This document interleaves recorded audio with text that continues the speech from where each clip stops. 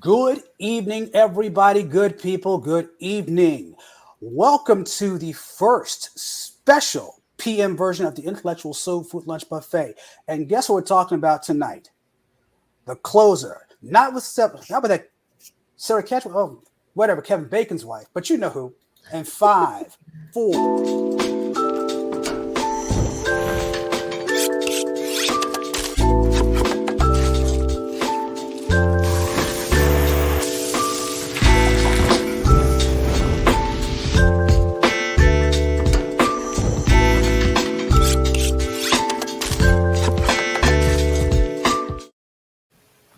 Good evening, everybody. Thank you so much for joining us for a special team edition of the Intellectual Soul Food Lunch Buffet. I am Doc Rob, Dr. Russell Robinson, also known as the Intellectual Sous Chef for the evening. We have this very important conversation that we need to have, and I think it's important that we begin to ingest that conversation. And guess what it is? The closer. We're talking about Dave Chappelle's apparently thought-provoking, in my opinion, one of his best works in stand-up comedy. Joining us, we have special guests with us from the show that actually inspired this show. That is Straight to Tape. We have the founders of Straight to Tape, my good brother and fellow NCC alum, Perry Jones. Check in for us, sir. Hey, what's good, y'all? C. Perry Elysia the second from Straight to Tape. So happy to be joining you today to talk about the closer and other stuff. So thanks for the invite, bro. Oh, no, it's been long overdue. And we also have with us joining us the hip hop mom, Miss Keysha McDougal.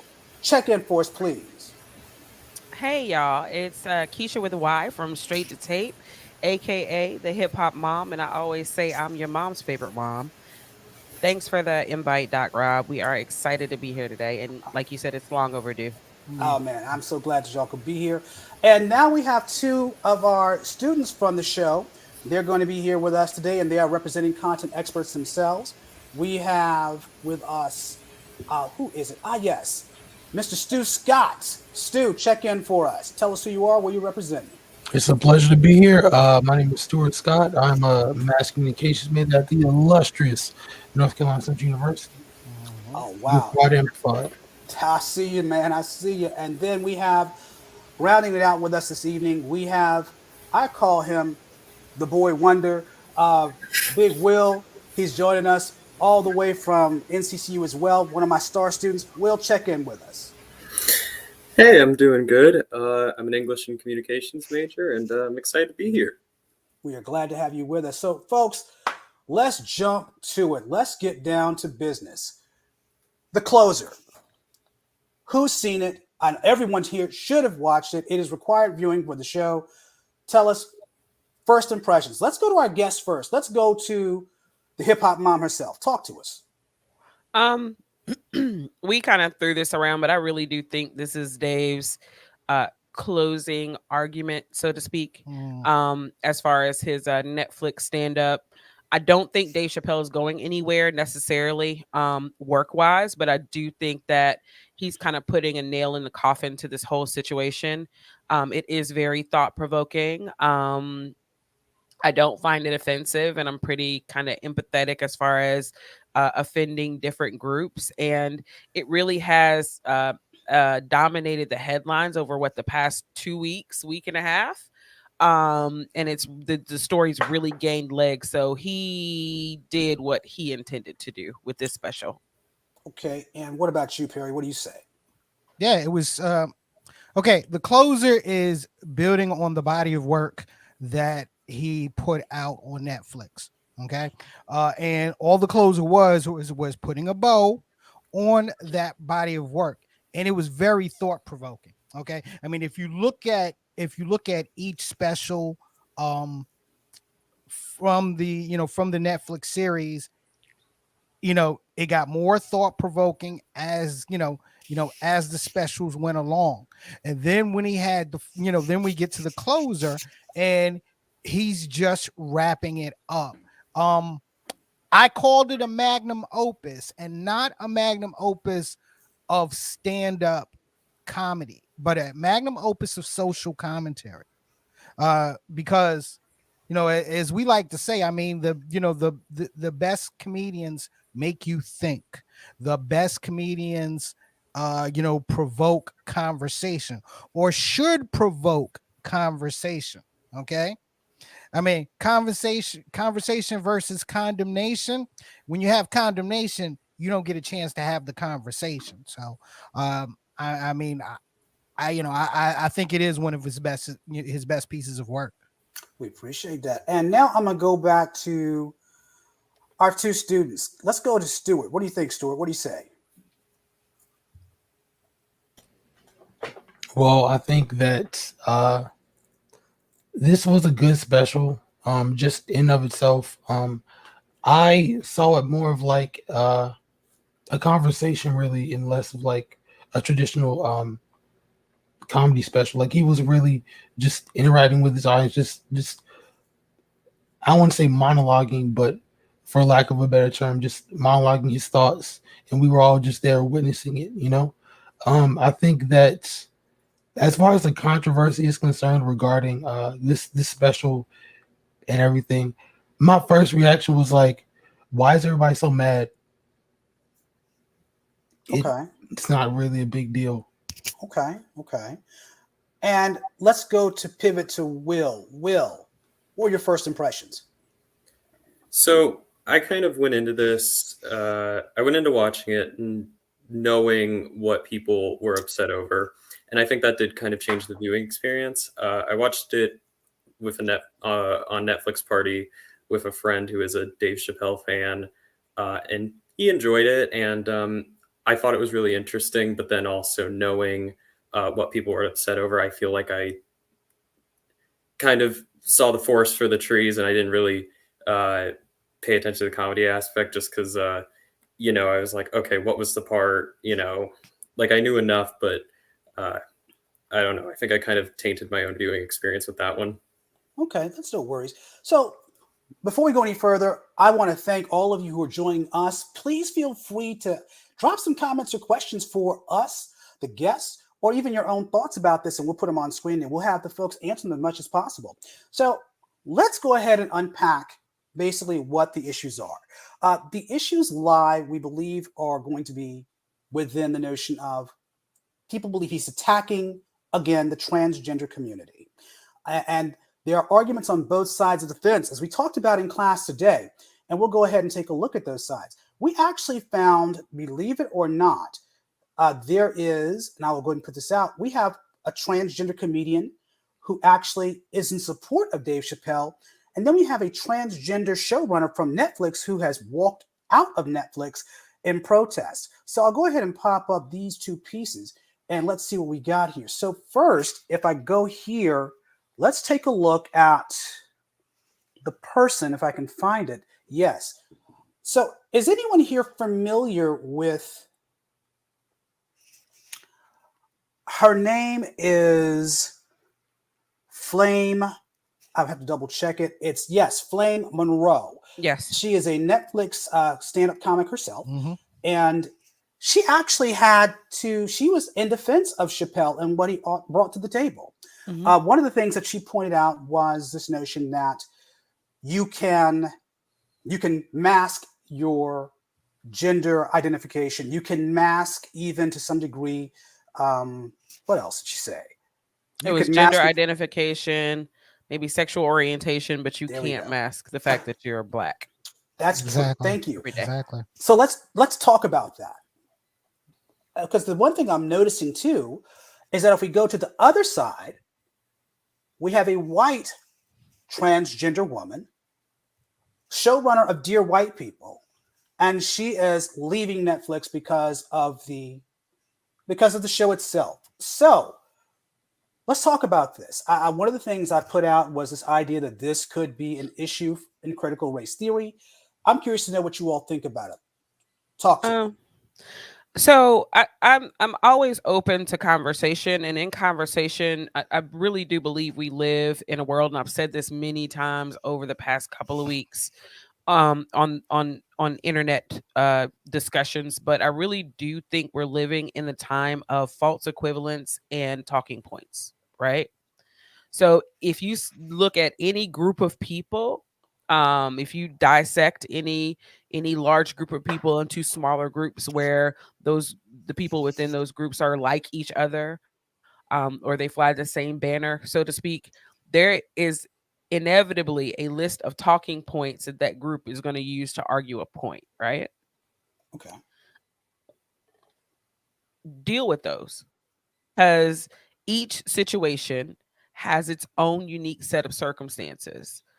I've yet to see someone point out in the Dave Chapelle special, actually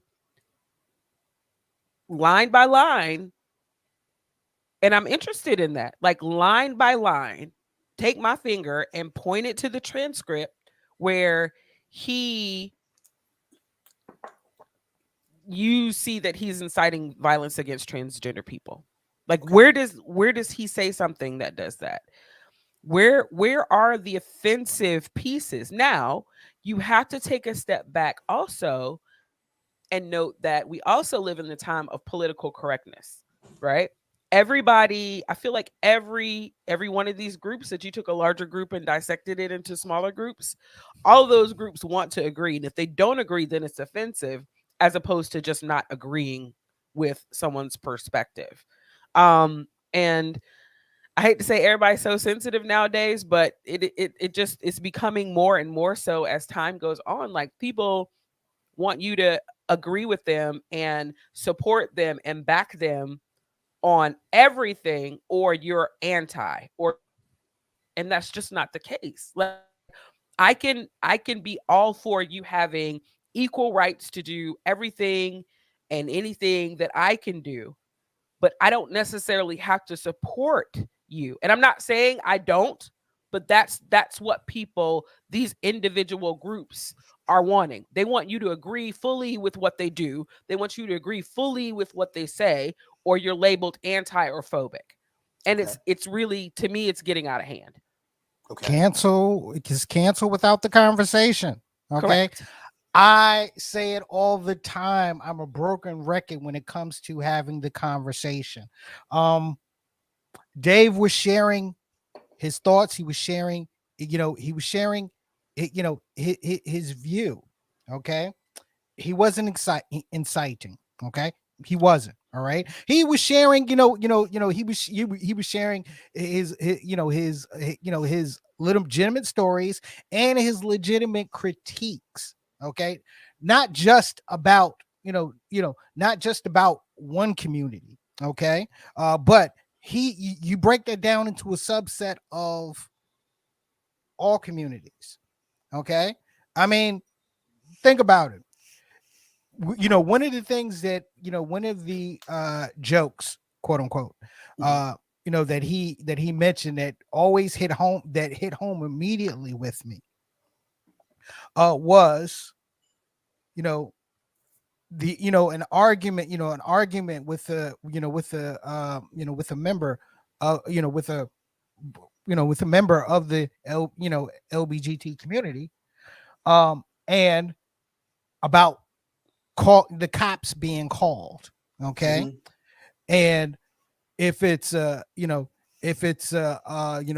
black trans member and a black person, how the cops aren't going to tell which one is trans or not. They're always going to look at black, where it still boils down to race. Okay. Where it still boils down to race, where unfortunately it will always boil down to race. Okay. So we got a couple of questions from our virtual studio audience. Mm-hmm. We've got Chuck, big time football hero, one of my favorite students.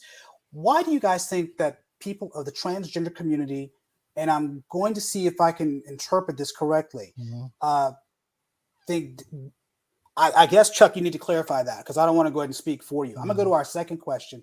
We'll go actually, and we'll come back to that.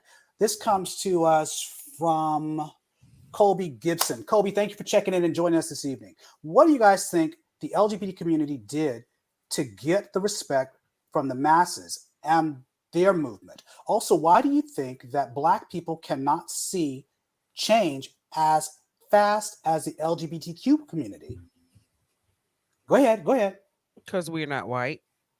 Oh, hell, here we go. No, it's the truth. It is the absolute That's truth. exactly what he said. Yeah. Exactly Yeah. what he said in the Yeah. special. Because we're not Yep. white. Race, money is influence and power. Period. Okay. And that's the difference, that's the difference when when a community is based off of gender, okay, versus a community being based off of race. Okay. Race has been marginalized in this country for I don't know how many centuries. Okay. Gender, it has, but not as much. It's an easier hill to get over. Race is not.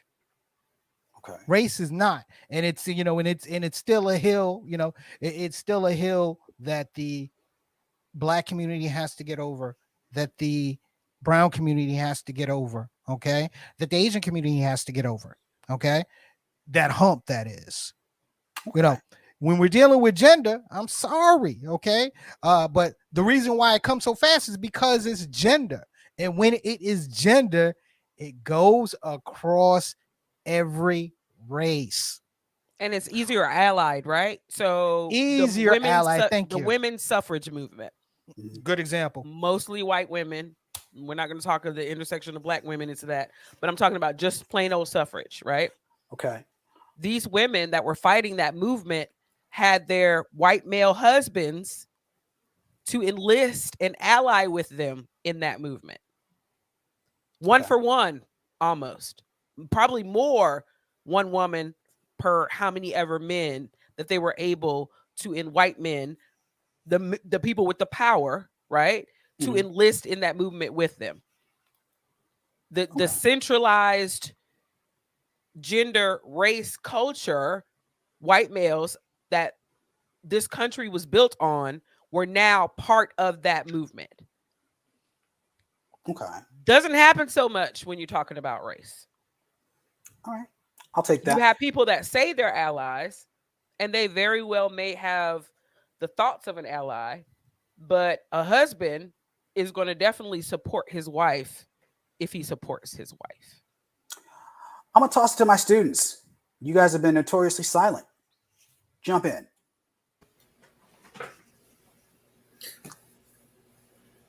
I mean, yeah, like you couldn't have said it. You really just hit the nail on the head. Like to dive even more in the topic, like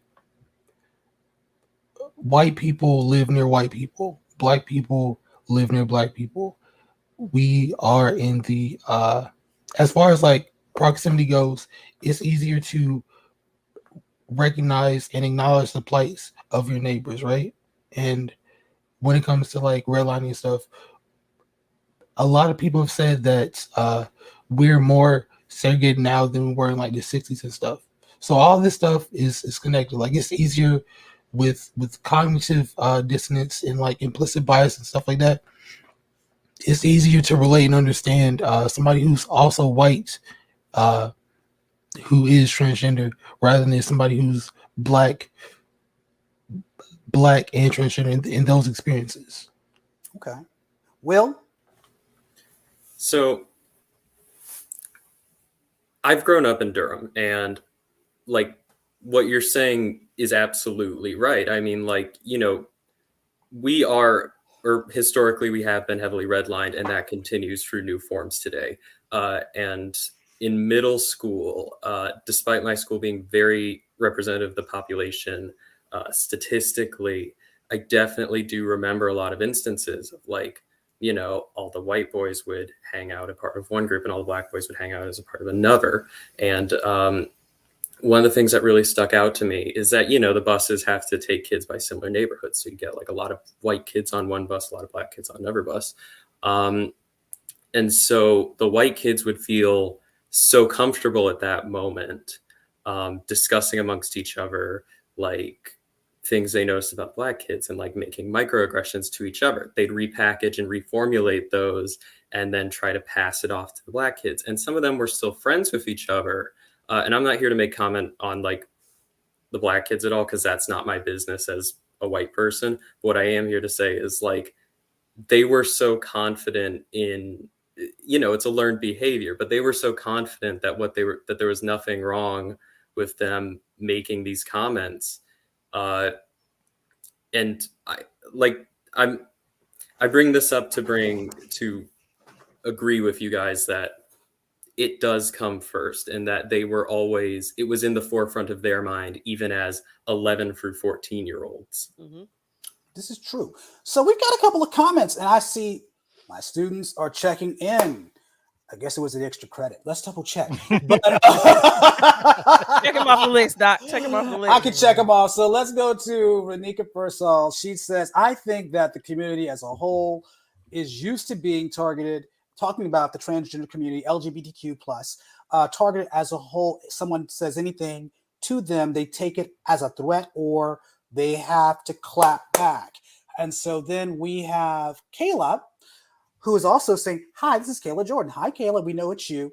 I watched The Closer today, and Colby, that quote stuck out to me too. And Colby, the quote you said, which was what?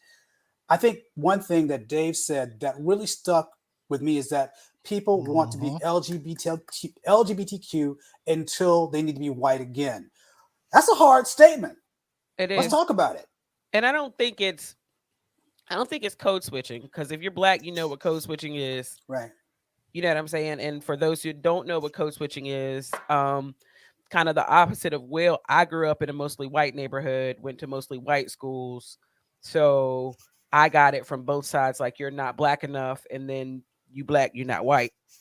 You. You. Yeah, me. I'm You. sorry. What about me? I'm sorry. Yes, I'm the one that actually. Yeah, I get you. Yeah. So as you travel through your life as a Black child in those kind of predicaments, and you go through college and you go into the workforce, there's a home you and there's a work you, basically. True. And then you switch between, and that's what code switching is. And I don't think that transition between LGBTQIA plus and white, if you're a white LGBT person, is necessarily a switch, right?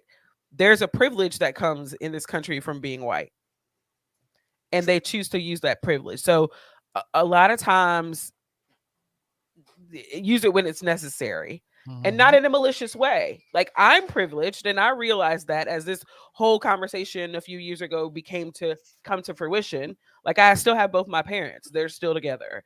I grew up in an upper middle class neighborhood. Like, I know all of that, and I realized that, and I take that back inside me and use it for its good. And a lot of people do that, and that's what our community is actually asking allies to do. Like, use your privilege to the good. But in this particular situation, and it's not like you can help it, you can't say, oh, I'm trans and I'm white, but don't look at the white part of me when whoever is doing whatever and formulating whatever decision that they're making or move or turn that's going to happen in any particular situation. So Najee Smith, I hope I got it right, and thank you for joining us as well. She makes this question: when do you feel like the world became so sensitive? Meaning, as far as if you disagree with someone who says you are anti or phobic. When Barack Obama became president. That was a part of it. That was a part of it. Okay. Technology, internet, social media. Okay. I sometimes I like to refer to it as the expanding and the closing of borders. Okay. Let's hear that. Yeah. Expanding of borders. Your traditional borders are falling or do not exist anymore. Okay. Closing of borders, we've created new borders. Okay. And those borders center around us or you or your person. That group. Yeah. Yeah. Or your person, that group. Okay. Yeah. Put on top of that the election of this country's first African American president. Okay. Right. Put on top of that the the change in in political structure, where your extremes from each still heavily sided on one, more heavy on one side than the other, come up. Okay. Perry, I really think that was a symptom of everything that you're talking about, like the No, it is radical yeah, extremification. it is. It is. Yeah. Whatever that word is. Extremism. Yeah, it is. It is. And then you get to the point. Then you get to the point where we elect the idiot. We elect the dotard. Okay, and the the repercussions of that. Okay, the pushback from another side. Okay, that led to further sensitivity. I mean, think about think about it. When did Me Too start popping up? Well, 2017. exactly. 2017. Okay. Yes, actually, I thought it came about. You're right. Literally, as soon as he made his way to candidacy, so it really did show up. But it's been around a little bit longer, I think, but not that much longer. So I want to take a pivot because Najee mentioned the word phobic, and a lot of people are saying that Dave Chapelle was transphobic. So I want to bring a person onto the screen who is our second highest state leader. And again, I have to go ahead and mention this. We are not related. But yeah, I just have to, I have to distance myself from that because I'm just like, nah, bruh, please. So yes, we are nowhere near related, but it is our governor, lieutenant governor, Mark Robinson. So has anyone heard this quote? Has anyone heard this man's quote? Because I don't know if we can play the audio of it or not. Let's see if we hear it. Hold on, the church quote? Yeah. The church quote. This comes to us from NBC 17 and his own Twitter account, or at least his own Facebook, no, whatever, YouTube account. Let's see. Can y'all hear that? No. Okay. So I'll give you a summary of the quote. He's in a church and he's basically saying that there aren't but two genders. Then he also goes into the notion of talking about that, and I'm paraphrasing, but if we could hear it, we would hear it. But he basically says the biggest threat, or the biggest threat, demonic threat that is the transgender movement. And he basically called them the Antichrist. So let's think about this. You got Mark Robinson in one regard, you got Dave Chapelle on the other. Interesting. I'm confused. I'm confused. Someone explain. Well, Mark Robinson called Michelle Obama terrible names prior to him running for lieutenant governor. When Barack Obama was in office, so a lot of the things that he did in the past, this does not surprise me. He does have future political aspirations, and he is in the state of North Carolina, right? This is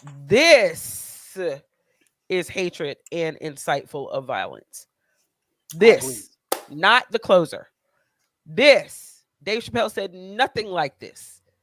He actually said the opposite of this, right? Right. And this man has doubled down on his statements. He did backtrack a little bit and try to kind of pivot and say that he was talking about same-sex parenting and transgender books I'm sorry. being banned from school libraries, but Yeah. nah. That's I'm You said sorry. what you said, right? No, that's some fuckery. Yeah. So I Well, don't mean to call it, but go ahead. Can I? Yeah. The part of his double down that I did not like was the fact that he said it. That he said he was saying that as a private citizen. Let me explain something. The minute your ass wins an election, and the minute you have a title in front of that, your privileges as a private citizen, they cut, they down. The next time you become next time you become a private citizen is when you lose an election or decide not to run because of some scandal that you got yourself Or into. you quit like Yeah. you need to. This is true. Yeah. This is true. Students, Surprised I'm not cussing. what right y'all? now. You will be. Students, check in. Y'all are doing again. Y'all being silent. I'm about to go and take away the extra credit. Ooh. I mean, I think that this man was speaking in ignorance. I mean, clearly this is his true beliefs, but I also want to point out to specify the context that of where he was in, like the setting, right? He was in a church. He used the Bible as well to justify his beliefs and everything that he was saying, right? This to compare Dave Chapelle and this man wouldn't be caught within 100 feet of a transgender person. Probably he wouldn't even be in the vicinity of a pride parade, to be honest. As opposed to Dave Chapelle, who is friends with, or was friends with, the transgender person that he talked about in his special and offered to help their daughter, as well as telling an anecdote about how they met and stuff, right? The difference between somebody who's homophobic and somebody who's, I don't know, I can't think of the word right now, but what Lieutenant Robinson is oh, not lieutenant, I don't even know what his title He's is the or whatever. Lieutenant Governor. Yeah, Lieutenant Governor Mark Robinson. This man is just a hateful man. Like, he clearly is very ignorant. He clearly doesn't want to see diversity and inclusion. Will? Clearly.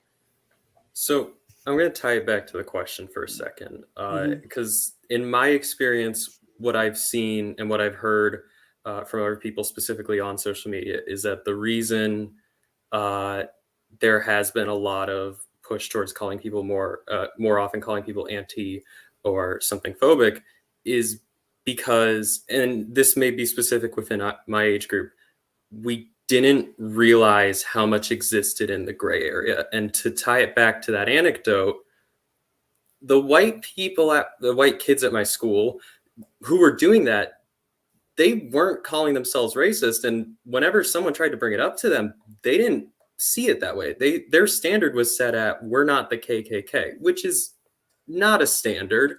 And so, like, that's the problem, though, is that but that standard makes sense in North Carolina. Like, you have to look at where you are and who their parents are and who their grandparents were and who their like, they're probably not that far removed from a member of the KKK. Maybe one, maybe two generations, right? So that's a huge step forward. Just playing devil's advocate, right? That's a huge don't need step no advocate forward on this show. I mean, but why not? Why not encourage it more where possible, though? I mean, like, true. Yeah. And so, go ahead. I'm sorry, I forgot the your train of thought. Yeah, but I think that's why that's sort of come about. And the problem is that with the special in particular, there isn't, from what I saw, there isn't the implicit premise to incite violence, but some other people who are already ready to and are just looking for it may find it in that. Exactly. Right. Exactly. I think here's the thing. I got 3 points on this dude named Robinson, other than, the lieutenant governor. And I respect the position. I don't respect this individual who wears the position right now. The first point is I'm going to just put it on the table. And this is not to be a slam. This is just an observation using the Freudian lens. I think the man actually is a closeted gay person himself. That's just how I look at it. And I say that because people tend to despise which they aspire to be. I'm gone. Having said that. Oh, there you go, kid. Come on. No, so I think that now, and I will tell her that I will tell that to him just to get a reaction. The second piece here is that incorrectly, both him and Chapelle use the term there's two genders. No, they're two sexes. And that's what we talk about right here. There's this big confusion that people just don't understand. That the reality is that we talk about this, you have a binary sex in this world. Now, Will brought to my attention that there now may be four. But you have XY chromosome, double X chromosome, and then you have, I think, the trisomy chromosome, where you basically are hermaphrodite. But gender is an exercise in performance, and gender is a social construction. Yeah, gotcha. And we get that from Judith Butler. I think the third piece I would also add here is that you got the wrong man. I'm just going to call it as I see it. Yeah. The LGBTQ trans community, I think, as Flame Monroe pointed out, you can't come to the table of discourse already with ball fist. You can't come here ready to fight. And the challenge that I'm noticing here is that you want to take down a comedian, but you don't want to advocate for the exponential deaths of Black and brown transgendered people. Okay, going back to this notion of you want to be white on demand. The other piece too is you have this person who is the White House had to come down on this cat. He is spewing hate speech. And to be truthful about this, in my opinion, he doesn't realize that the same Bible that he's using to damn people who are transgender is the same Bible that was used to hang people that looked like us 100 years ago, hell, 70 years ago. But no. He fully realizes that. He knows that clearly. He knows that, but they don't do that no more. And they told me they wouldn't. The difference between Dave Chapelle and Mark Robinson is that if we had a conversation with Dave Chapelle and educated him on the difference between gender and sex, I fully believe he would correct himself. Full stop. I'll give you that. And I got it. And the other difference, what makes a person like Mark Robinson dangerous is he's in the position currently. Okay. He's a leader. He's a leader of people. He's in the position to change policy. That's the issue. That's the issue with me. Okay. He's in the position to legislate. Okay. And you're already telling me that you're legislating from hate. Bigotry. Right. Yeah. Drop the mic on that. And if you don't want to go see Dave Chapelle or you don't want to see him, all it takes is you not clicking on that little arrow in the circle. All it takes is you not buying tickets, or if it pops on your screen, turn it off, and it will no longer affect you. Yeah. But I can't say Mark Robinson is not my lieutenant governor, because for better or worse, that man is my lieutenant governor. Somebody bubble wrap Roy Cooper right now. Please. So let's take a look. We're going to go back and hit some of these comments and questions because I don't want to leave my studio audience out. Thank you again for joining us. The check is in the mail with the extra credit. So Trevor says, I think arguments or comments without understanding made the world sensitive. Then another comment comes back to, what do you guys think? Or what are you guys' thoughts on Dave Chappelle's statement in this country? You can kill a man, but don't dare come for the LGBT community. We get that. And Chelsea, do you think there's a disconnect? Do you think that the disconnect is that people can't differentiate between criticism and actual homophobia or transphobia? We have Justin Reed with What's the Question? Thank you for checking in. Let's see. Fully agree. he was full of hatred. Mark Oh, talking Robinson. about Mark Robinson. Yeah. Okay, good. Yeah, yeah. And again, Chelsea Taft. I think that the disconnect between the two is part of the problem, but I feel that it is more of a power trip type deal. The LGBT community understands their influence. Hell, And then, if we had that influence, we better flex it. right, That's and the I whole think they're thing doing about it. having influence, you know? Let's see another comment that comes to us. He's having trouble, and I think he's talking about Mark Robinson. Rednika, she comes in and she says she agrees with the comment that was made, and Chelsea also they agree. So thank you all for your comments. So the questions, then let's go ahead and push this back on us. What do we do? I mean, because here's the challenge I'm having, and I'm really at this point, I want to be, as Van Jones says, a solutionary in this thing. How do we need to? I like the sound of the word. It sounds cool. No. It was just the fact that you mentioned the name Van Jones. But anyway, but I hear you. That's a whole different. That's a whole nother episode. Yeah. So the question then is, I think what I'm hearing from the students is, and others, where did we get to this point where we have gone away from civil discourse to now you're just canceled? And to be real, well, thank you for that. But do you think, how do we cancel people? And I asked this question to Ernie Suggs when he was here last week. How did we cancel people before there was social media? Take a guess. Anybody? Actually, to be honest with you, no, we didn't. Okay. We would, let's just say this. That person would go away. That person would give themselves the opportunity to rehabilitate the image and then come back strong.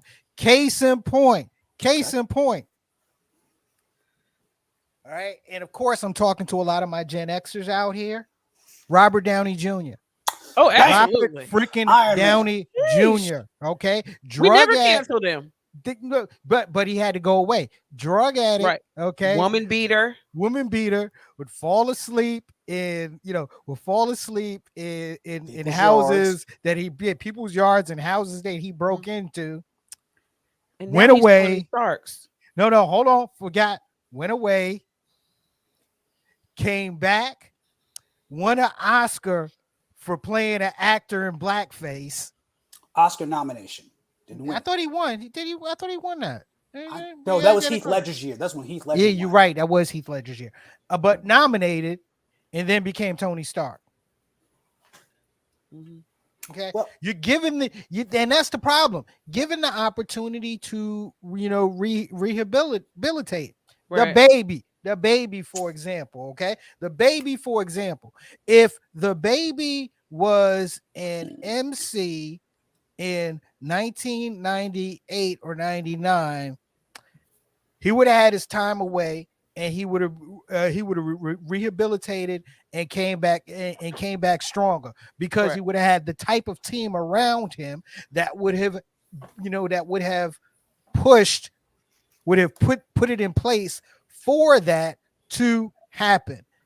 New day, different day and age. But he does not have that team behind him. Well, also, go ahead.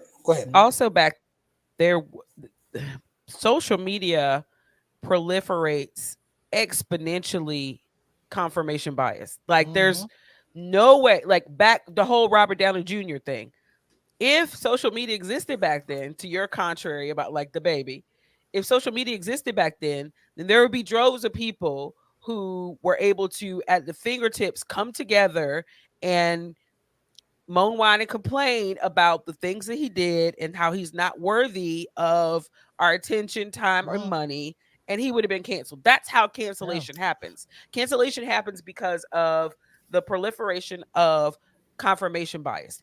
Any thought, any wayward thought, regular thought that you have, you can go out on the internet and you can find a group of people that think the exact same way as, and that just builds and builds and builds and builds until you get cancellations. Exactly. We haven't seen Kevin Spacey in years. That's true. He ain't coming back, though. Dave Chapelle. Well, but let's think about this. I will give you two examples that I can think of, and that's probably because I studied this thing called media, and that would be Jimmy the Greek For those who don't know, the football, he was the betting football commentator on CBS Sports. And then I go back to Don Imus. Now, Don Imus, he got hit too. So, and I think I would even say Arsenio Hall got canceled. What Arsenio do? I think Arsenio Hall was canceled because I think after he brought Minister Louis Farrakhan onto his show back in the 90s, Paramount yanked his show immediately. No, urban myth, because the show went on for about 6 months after that. It was already on its way out the door. Okay. I mean, yeah.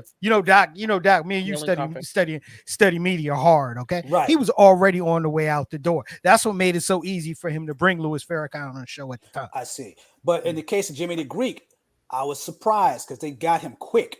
And the comment that he made was talking about if you allow blacks in coaching in professional sports, what are the white people going to go do? And bam, sure you know it, he was gone. Joe Camp around the same time. Joe Campaneris, who was the general manager of the Los Angeles Dodgers, probably within a year or two, made a similar comment and got banged for it as well. Right. So I think when you think about cancellation back before social media, cancellation, in my opinion, expert opinion, if you want to call it that, was really at the hands of the media elites, those who controlled media and those who were in the positions to green light careers and put red lights to careers. Almost like red light, green light, thinking Squid Game with your life. But let's go back because I love this conversation about the baby. When Dave talked about this notion about how the baby killed a person in self-defense, but then when the baby went, and let's be real, even Dave Chapelle was like, I can't endorse the baby. The comments he made were that was a meltdown. That was a pure bona fide meltdown. He might be another one like you said, Mark Robinson is. But however, I've seen commentary on that part of the special. People are also forgetting that this is comedy, right? And that the stories that are told may be fully true. They may be the shell of truth. They may be completely false with a name drop, right? There's nowhere in comedy that says everything you say out of your mouth has to be true. Dave missed the part where the baby was acting in self-defense in Walmart. I think someone was after his daughter or whatever. So he shot and killed that person to protect his daughter. So that piece of the context, but the people who are against that uses that missing piece, right, to try to bolster their argument, which is ridiculous because comedians write jokes. Well, on your program, when I was what happens in life, what they see happens, what they experience. On your program, when I was watching you on Tuesday nights, and yes, for those who want to get some straight up old school, these people, I consider myself a spinoff of their franchise, but they have some of the best hip hop commentary and pop culture commentary that's not in the textbook. The point was made about Blazing Saddles. The point also, we could also take it to Archie Bunker. We could take it to Fred Sanford. You George can't make Jefferson. any of those today. Why do you think we can't? Because everyone's so sensitive. And again, we want oh Lord, I'm about to go there. We want content. Take us there. We want content that is palatable. We as a society want content that's palatable for everyone. Now, me, as a Black woman, I grew up in a household raised in the 70s up through the 80s. My parents didn't allow, like, TV, yes, but like, Cinderella and Snow White, and my mama didn't allow that. Like Santa Clauses, they didn't sell black Santa Clauses in the store. My mom would get them and paint them. Like, she's always made me proud and comfortable in my skin. That's how I was raised. Wow. Not everybody's raised like that, but that's how I was raised. So now when I look at, but I grew up watching TV, lots of TV. There were no Black people on TV in empowering roles. None. And if you call George Jefferson an empowering role, Perhaps I could argue against that. If I you mean, call he for a had six, he had 6 stores. Okay, that's fine. It's fine. George had six But he was dry angry all cleaners. the time, and he yelled at everybody. Like that's not to me. That's not my life. There was nothing on TV that represented me. Well, wait a Nothing. minute. Now, I will say this. Now, okay, so I'm an action adventure TV buff. So, and ironically, I think it took the killing and Charlotte, the killing in Charleston, to really make me just completely divest myself of the Dukes of Hazzard. And so I'm always, I just don't, I like the show as a kid, but I'm like, that has a Confederate flag, which is a sign of hate. But back to your point, going back to the action adventure genre, this is going to age us. So y'all just hang on and listen. A-Team. You had A-Team with Mr. T. And then you had Hawk on Spencer for Hire. Yeah. Hawk was the baddest, most educated black man with a gun. I hate to put it that way. But if you put those two together, people wanted to have the cartoonish, buffoonish imagery Correct. of Mr. T. Right.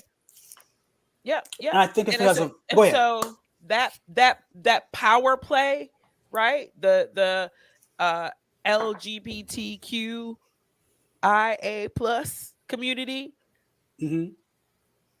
they see people that represent them on a regular basis. If you're talking about historically on media and TV and in magazines, they see that. We didn't get to see that. We didn't get to see that until recently, and then some. So I was scrolling the other day because I always look like I'll get I'll get an email from like a concert venue or whatever. All I have to scroll through, and I have a very selective taste in music. My name's Hip Hop Mom, right? And so the email could be like 6 pages long, and all I got to do is like scroll. I don't even have to look at the names. I just have to scroll until I see a brown face and then stop and read and see if it's somebody I need. That's how not represented we are to this day in a lot of these venues, on television, in media. But, however, it is something that we've just grown up with and grown to be accustomed to. Yeah. And go ahead. I was gonna say, and appreciate the times that we fight through. I mean, one, black and dark skinned faces are more represented on on TV and streaming platforms than they have ever been, because there are more platforms. That's one big reason. Okay. Of course, another big reason, are some of the moves that have been made behind, that have been made behind the camera and in the studio. It's not fully there, but it's there. And also, man, when you go back to the 80s, man, look, you better put some respect on Philip Michael Thomas's name out this piece, okay? I can't say it. I can't even say it. Well, what about Denzel? Can't forget Denzel either. But I hear you. You know what I'm saying? So, yeah. Well, and no, funny. Go ahead. The rumor, the story is that Denzel was threatening to walk off of St. Elsewhere and he was going to auditioning for Miami Vice. But I hear you. And we're just starting to get past those stereotypical tropes that we replaced in stories, or just even stories that are told with Black people. Like, we're starting to get to a point where you can have Black people in the cast and it's not like Black trauma porn or some other kind of stereotypical Black storyline. It's just the regular fucking storyline, right? It's just a regular storyline. We're getting to that point. But I think I say all that to say that there's a lot of things that these different groups don't appreciate at all. That they have and have had, that we have not had, and still continue not to have. Well, it's interesting. It's interesting you make that point, because Dave talked about it, and those who know about the issue know about it very well. Dave talked about the power of transgression and how people transgress. And again, I appreciate his critique on the Me Too movement. But then he also, again, went back and he had, I would say, clapback, if you would say, for our LGBTQ plus community in the sense that, how you protest is your business, right? Dave Chapelle said, I walked away from $50 million. I left it on the table as a matter of principle. And I think that's important to talk about because that's a lot of cash. I mean, right now you're looking at Kyrie Irving. Is he going to walk away from $186 million? We don't know. But we're going to go to the last of these comments, and then we are at our 5-minute countdown. So I want to get these last comments Actually, in. Go ahead. If I can get one more thing in. Sure. What about Black members of the LGBTQ plus community? Because I feel like, I can come in and I can say like cancel culture is akin to a white invention for the most part. Maybe not invention, but it has been created in such a way to be performative activism in a sense of like not actually inspiring change, but just saying, okay, go away. We don't want to see you again. And not asking people, hey, you've done something, you need a timeout. And there are people like R. Kelly, where it's like, you need more than a timeout. But jail time. Yeah. But what about Black LGBTQ plus members who are like, hey, what about Black trans people who are like, hey, what he said actually does concern me to the degree of what if there is someone who is going to commit violence against me? What if like there is, because someone interprets what he's saying, like they ignore all else and they're like, oh, this comment about comparing my vagina to impossible meat, what does that, is that going to inspire someone? Like that's that again, I hear you. I get you. Because again, as he talked about that, he made that was, so it goes back to the point that we talked about. Comedy is to provoke, but I also understand your point though too, because again, what's the inspiration behind Impossible Burger and the vagina? I think the other question that you've raised, which I think is extremely important and salient, is this notion about the Black LGBT community, particularly the Black trans community, who do not feel safe. As we talked about earlier, among the highest homicide rates, it is the Black and brown transgender community that are the recipients of that. And let's be clear, it comes from cisgendered Black people too. Okay, so in other words, this is where we are killing our own people, all because of what? And I'm going to call it as I see it. It ain't because of Dave Chapelle. It's because of Mark Robinson.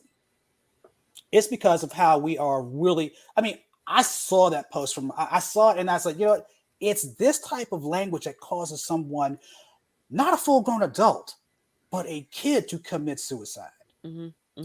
I said this at my comedy show versus I said this in a damn pulpit. Yeah. And then and I think that let that sink in. Let that sink in. And you forgot the other important variable. I said this while I'm the lieutenant governor of a state. Correct.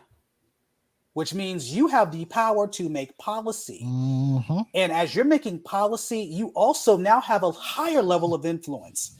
These senators of this red state known as North Carolina, they report to him, which is scary as hell to me. Because when I think about where we are going, I'm going to call it as I see it. We are in the middle of a culture war. And I thought that we were beyond that, but we're in that culture war. And I think I would go ahead and respond to your question, Will, with we have to get to the conversation. We have to get to the table where we can have that conversation. But having that conversation means we got to we got to check our attitude, check our ego, check our anger, check our hostility, check our biases at the door. And I think a lot of us are not willing to do that. Me personally, true story today. I made a comment about one of the people who decided to walk off the job at Netflix. And I'm sorry, no. Did you all hear the story about the person who got fired from Netflix because they went to their QBR meeting? Oh, they busted in the Zoom, didn't they? Well, they didn't bust in. They actually had a Zoom invite, but people were led to believe they busted into Zoom. Mm-hmm. It was later revealed then, and Netflix came out and said this person has been fully reinstated. We overstepped.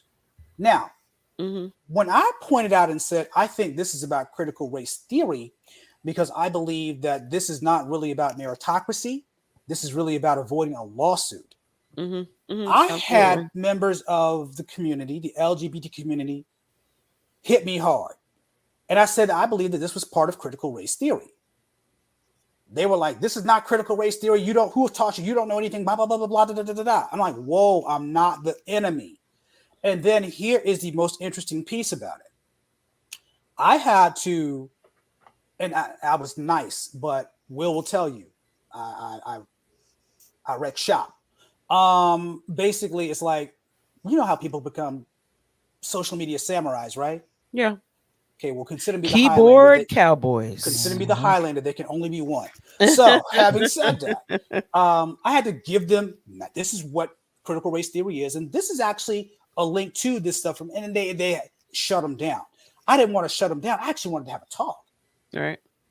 So But that's the infiltration of false equivalence and talking points, because when you operate from that, that's all you have. You have that script, right? Mhm. Have y'all ever called like your phone company and it's outsourced to say Bangladesh or Malaysia? Now this I'm not being racial at all. Culturally, they are taught, because there are hundreds, if not thousands, of companies that outsource these call center jobs there because it's cheaper. However, you get outside of the lines of their script, they cannot help you. They might have 27 different scenarios on their script that they've learned verbatim. And if you get outside of any of those 27, it can even be a combination of 1 and 2 and 5 and 8 that you have going on, and they'll be able to help you. If what you're calling about falls outside of those 27 items that they have been trained on, they can't help you. And that's where people are today with their talking points that they live by. If you insert any other dimension into the conversation, they shut down, tell you to do your own research, and they're gone, because they don't have those critical thinking skills necessary to continue on that conversation, and or they're fearful of changing their opinion about something that they believed for however long. Right? This is true. This is so true. Folks, I thank you so much. Folks, we are at the point where unfortunately, we're out of time. And I really want to get the conversation going, but I know that we can't keep everybody here forever. So I'm going to let everyone have a closing shot, and then I'm going to go ahead and close us out. So 30 seconds. Will, talk to us.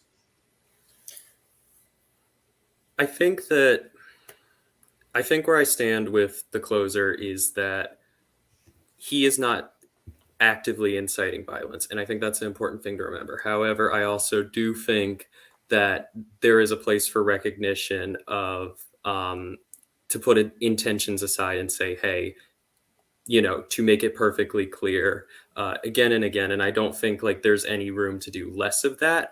It doesn't, or let me rephrase, it doesn't hurt to do more so much as less. And I think Mark Robinson can go to hell. Thank you for making it plain. And we'll pivot to Stuart. Stuart, you got 30 seconds. Let's have it.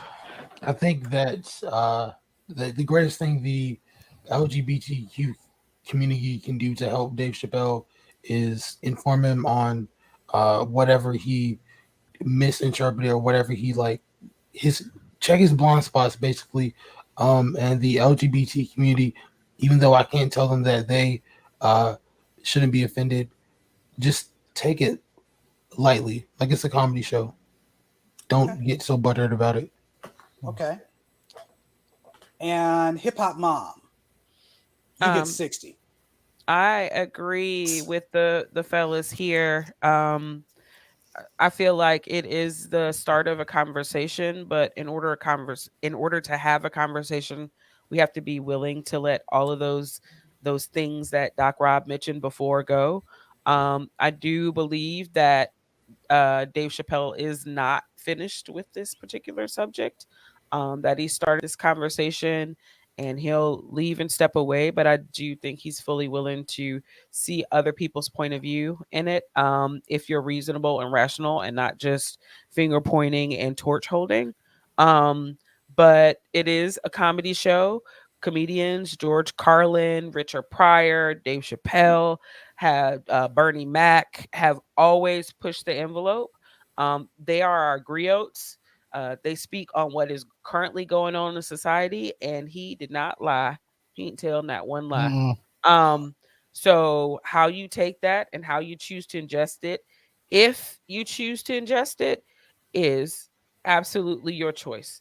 You don't have to, but also know that everyone does not have to agree with you, and everyone doesn't have to be nice to you. They don't.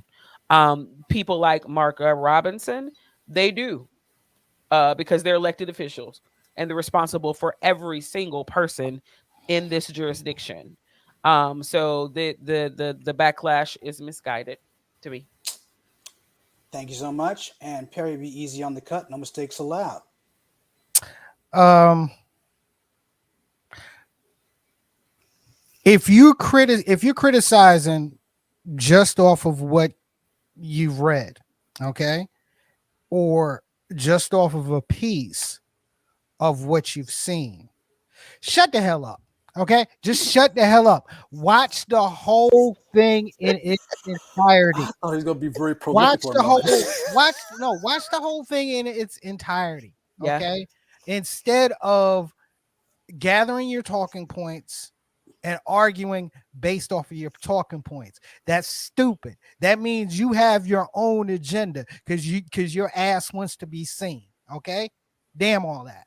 All right, you can't have the conversation without taking the opportunity to listen yourself as you are sharing your grievances. Mark Robinson, Don't do it, P. Don't do Go it. ahead, boy. Don't cut him. Don't cut him. look, dude. Oh no. You can either go the way of Tim Scott or you can go the way of Alan West. Your choice, motherfucker. Whew. And so with that, I'm gonna have my closing shot and say, one, in the words of Stuart Hall, we ingest messages one of three ways. We can either go with the dominant reading or the preferred reading, where you accept all that you get. You can go with the negotiated reading, with what you actually really think critically about what it is, or you go with the oppositional reading, just come in ready to fight. We have to be solution oriented, and I thank all of you for being here this evening. I think, like I said in my little post, this was a soul power hour, and I'm so glad that I have my special guest with us this evening. You guys, someone called me their intellectual bench. You guys are my pop culture soul force, man. I'm so glad you were here. You do have another invite coming automatic. To my young scholars in training, thank you all for being candid. I wish I'd be more candid in the classroom, but this was an excellent opportunity. And for those who joined us from the virtual studio audience, thank y'all for taking time out tonight. Thank y'all for being here. I really appreciate that. It really means a lot to us. Again, those of you who are watching us or who watch us on demand, we are on YouTube, we're on Spotify, we're on iTunes, we're on Anchor. We want to hear more from you. Give us feedback how we can be of better service if you want to, and if you want us to, and let us know things you want to hear about the show, and give us your feedback on that. So until then, everybody, be safe, be well, be cool. Thank you for joining us. We'll see you next time at the Intellectual Soul Food Lunch Buffet. Peace.